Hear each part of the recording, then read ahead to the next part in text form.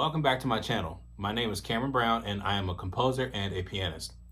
Today what I'm going to talk about is basically the reason why I'm creating this album, and I kind of wanted to start talking about like the process behind like what goes in through my mind as a composer and as an arranger to basically make this project come to fruition. So you're basically following me on this journey. And so before I get into like actually showcasing like the how, the what, the why, I kind of wanted to talk about the inspiration behind like actually getting this album done. So the inspiration behind wanting to get this album done was simply because of the fact that growing up, like what I realized about myself was, um, growing up in a black household, like you're, especially in my era, like you're used to hearing music of like your parents' generation. So, growing up in the world before Apple iTunes or Spotify, growing up before social media became a thing or YouTube, um, our process was just really listening to the radio and getting the hard copy of a song through CD or tape or record or something like that.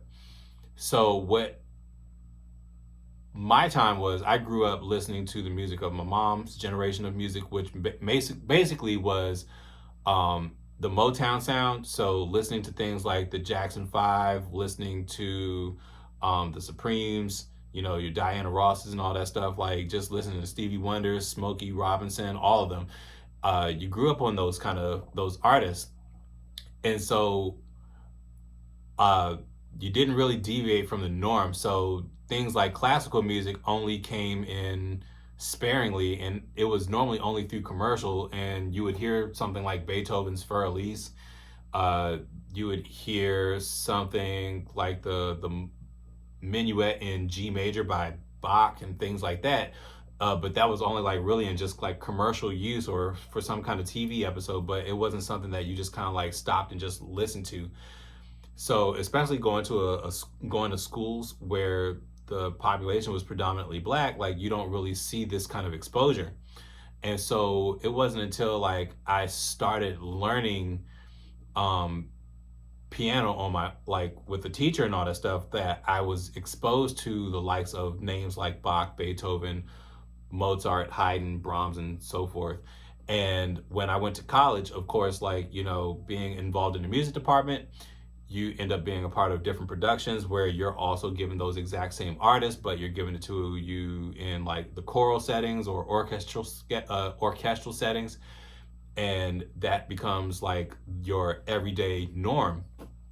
So, um, a part of that, like growing up, like when I started studying pianist, one of the people that kind of really helped push me, like my mom kind of always wanted me to like really learn piano, but I'm glad she did because I started becoming familiar with this gospel artist named the late great, like he just passed earlier, at the later end of 25, and his name is Richard Smallwood.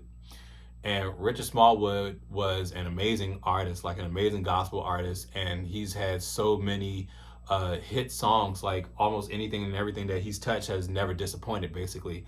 And one of the things that I learned through my time, like while I was in high school, as a pianist, was my teacher, who also went to Howard University, kind of gave me like some insight about him. And he, like, it wasn't until he said it that I went back and I listened to Richard Smallwood's records, and I used to have them on repeat.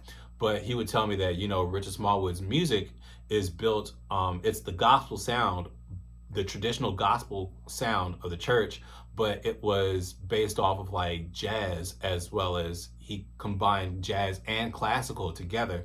So when I went back and listened to it, I was like, wow, I can actually hear the influence. Like I can hear something that's very Beethoven-ish or Bach-ish, combined with Richard's sound. And I was like, that's pretty dope. So it's like, it kind of pushed me to want to become even more like him. And I remember like my mom actually would get me the piano, the score books of Richard Smallwood and Vision's albums, the Adoration album in Atlanta, the Healing album in Detroit, and the Persuaded album here live in DC. And I was just like, wow, like I'm just like so immersed in this stuff that I was just hooked. So it wasn't until like college that I ended up coming into exposure of this gentleman named Joseph Joubert. And Joseph Joubert is also a black pianist. And he has the classical style and everything. And where I went to school, I went to Hampton University in Hampton, Virginia. And when I was there, every single year, like even before I went to Hampton, Hampton has had this annual ministers conference and choir and organist guild conference. And while at the conference, one night, it was a Thursday night, it was the conference night, like I mean the concert night.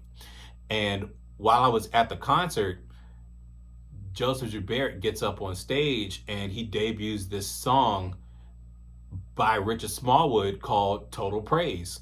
And Total Praise is like a grand anthem, like that many most black people probably have heard in their lifetime, especially if you go to church, like you have heard that song millions of times.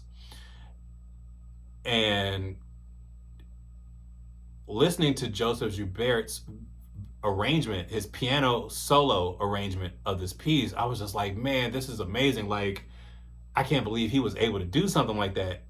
And when I heard him do it, like that pushed me even further, like just wanted to like learn how to do what he has done as well. And I was just like, man, like I want to be able to create stuff like that. And then when I sat back and I thought about it that exact same night, I was like, how is it that we don't actually hear stuff like this in our church? And when I thought about it, I was like, you know what? It's because of the fact that a lot of the stuff that we listen to, we often listen to a lot of our black art forms. So yeah, you do have some churches that'll probably hit you every once in a while with like Handel's Messiah. And that's only like a few churches, like everybody doesn't do that. But just being exposed to that kind of music when I was in college just kind of like made me think even deeper, like, man, like I want to be able to like do something like this and share it with people too, because I feel like it's something that we don't actually get that much exposure to at all. And so, you know, that kind of really gave me a lot of inspiration to just want to study music even deeper, to like become like get to, you know, really become a composer and an arranger. And so that is the reason why I wanted to like share this album, like just kind of being able to just do something new that, you know, I kind of felt like other people probably haven't really heard much of. And so that's kind of where I am right now. I'm still growing in my skill level as a pianist. Like every single day that I touch these keys, I'm always figuring something out new, like experimenting with something else. Nothing like necessarily wild or crazy outside of my scope yet, but I'm still like learning how to like really put certain things together, and I'm really happy about this progress that I'm making. So the next time you see me, we're going to start talking about the setup, about how I actually compose or write music, and the process that I think not every composer goes through, but I will just basically share you like what my process is. So stay tuned to the next video, and I'll see you soon.